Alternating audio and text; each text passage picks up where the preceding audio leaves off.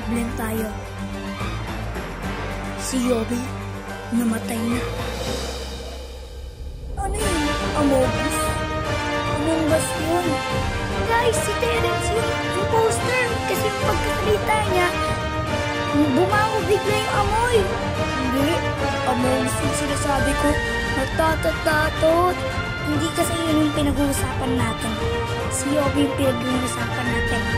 Basta pag meron kayo nakakitang suspicious, sabihin niyo agad sa akin. Okay ha? Okay. -1 people.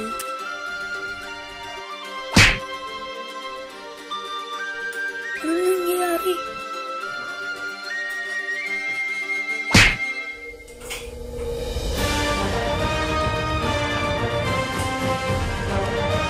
Nawawala na naman si Raikot tapos si Terence. Oh my God. Wala ko. Only 3 na lang. Oh my God. Oo nga. Kuya, only 3 na lang. Kayaan mo na.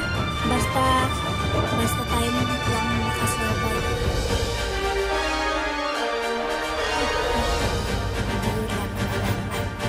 Kung sino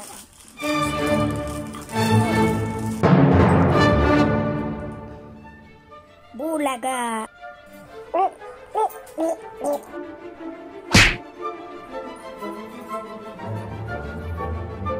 Well.